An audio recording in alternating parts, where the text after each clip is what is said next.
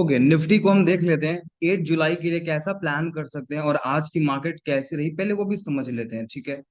तो वनडे के time frame पे मार्केट ने एज इट इज जैसा आप देख सकते हो, मार्केट ने क्या बनाया था। मार्केट भाव इक्वल खुलती है, नीचे जाती है और बंद होते होते मार्केट अपने आज के हाई को ब्रेक करके अच्छे से क्लोज कर दी है।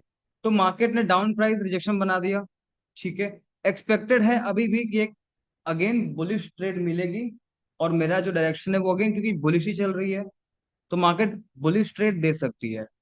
15 मिनट के टाइम फ्रेम पे हमने लेवल्स को रिफाइन किया था यहाँ पर, और लेवल्स में समझे थे कि मार्केट अगर इस लेवल के ऊपर जाती है तो पहली बार पे बाई नहीं करेंगे क्योंकि वो इम्पल्स मूव हो जाएगी, और मार्केट अगर वापस सपोर्ट लेती है तो वो करेक्शन हो जाएगी। तो वैसा कुछ मिला नहीं। और ये भी प्लान किया था कि अगर शॉर्ट मिलती है तो हम शॉर्ट करके टारगेट ले सकते हैं, तो शॉर्ट के लिए हमने यहाँ पर शॉर्ट किया। फर्स्ट हाफ में हम वैसे भी ट्रेड नहीं करते, 11 बजे के बाद ट्रेड करते हैं। तो 11 बजे के बाद एंट्री यहाँ मिली थी, मैंने भी यही एंट्री प्लान किया था और ये ट्रेड बखूबी बहुत अच्छी चली। बट मार्केट पूरे दिन साइडवेज रह गई, अपने लो के पास से मार्केट रिवर्स करके और ब्रेक इवन पे मार्केट कट भी गई। अब हम फ्रेश जो एंट्री प्लान करेंगे, हमारा जो लेवल है वो एज इट इज रहने वाला है, इसमें कुछ भी चेंजेस नहीं करेंगे। ये जो लेवल है ना, ये कहीं ना कहीं 201 ईएमए हमारी जो है वो यहीं पर है। 15 मिनट के टाइम फ्रेम पे अगर आप देखोगे तो अपने आप ईएमए यहाँ पर आ गई अपने आप, और लाइन ऑलरेडी यहीं पर है हमारी। हम क्या करेंगे, इसको एज इट इज छोड़ देंगे। रीजन क्या है, मार्केट ने हाई को भी क्लोज नहीं किया, थोड़ा इसको ऊपर शिफ्ट कर देंगे। विक्स के अकॉर्डिंग हमारी लो यही बनी हुई है, इस एरिया को ले लेते हैं, और लो की एरिया हमारी उसके पहले की भी हो गई।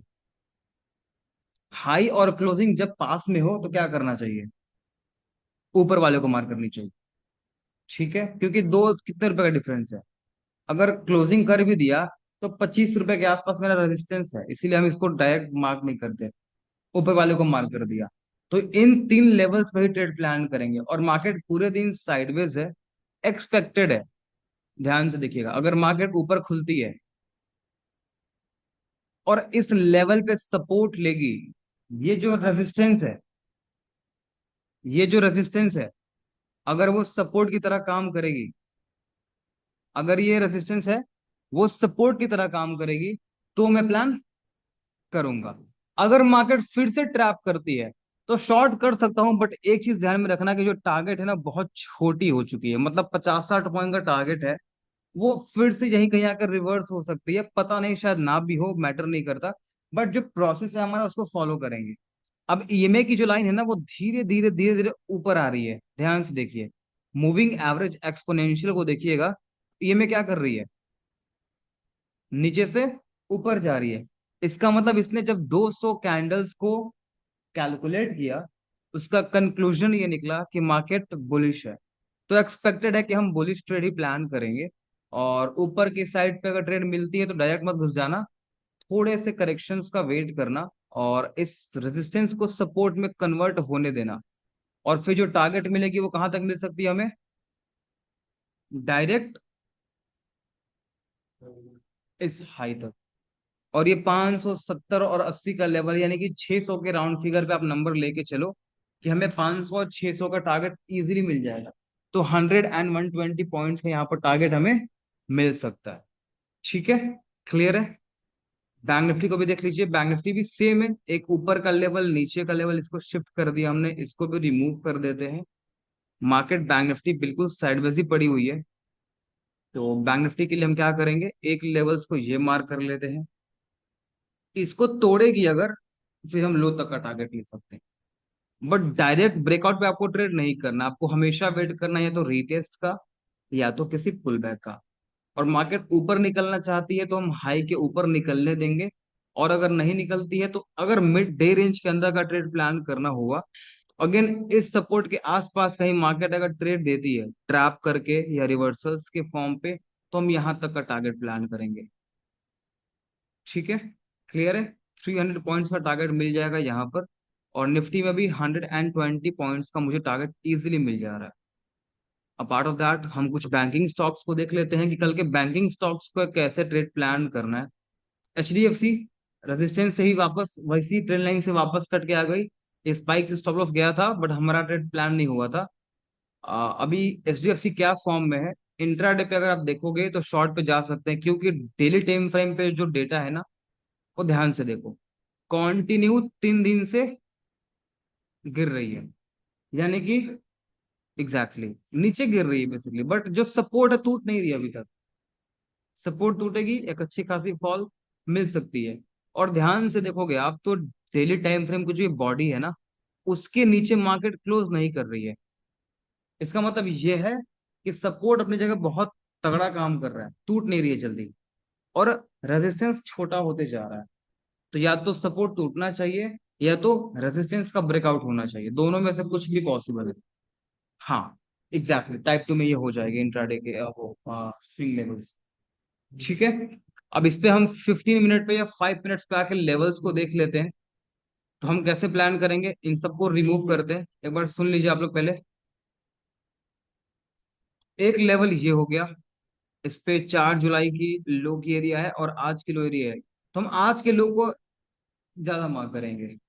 ठीक है, अगर इसको तोड़ती है तो आप इस पे शॉर्ट मत करना। क्यों शॉर्ट नहीं करेंगे हम, नीचे ही सपोर्ट है, टारगेट ही नहीं मिलेगा।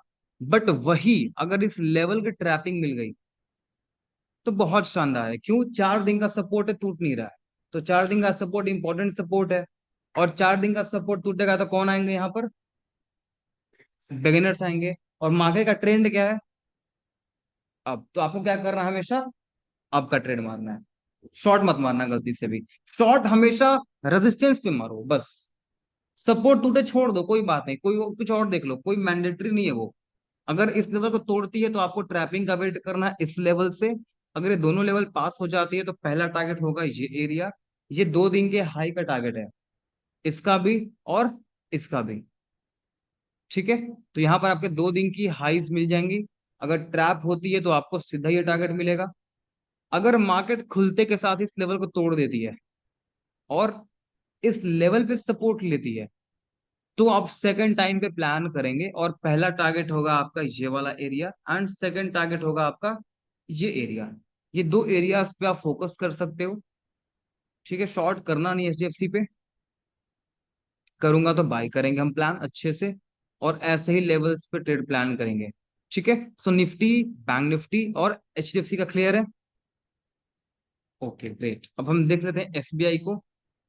एसबीआई, एक्सिस एक्सिस को बिल्कुल छोड़ दीजिए, अभी साइडवेज पूरे दिन थी। आईसीआईसीआई को भी आप रहने दीजिए, तो हम सिर्फ एसबीआई को ही देखेंगे। एसबीआई को अगर आप 1 घंटे के टाइम फ्रेम पे और 4 घंटे के टाइम फ्रेम पे देखोगे ध्यान से, मार्केट अगेन प्रॉपर साइडवेज है, कॉन्सोलिडेशन फेज पे है। ऊपर जाके पुल बैक लेके कॉन्सोलिडेट कर रही है, वापस ऊपर भी निकल सकती है, नीचे भी निकल सकती है। इस पे कोई भी फिक्स नहीं है, ये नीचे भी आ सकती है, ये जो गैप्स है ना यहाँ पर, इस गैप को फिल भी कर सकती है, कोई बड़ी बात नहीं है इसके लिए फिल करना।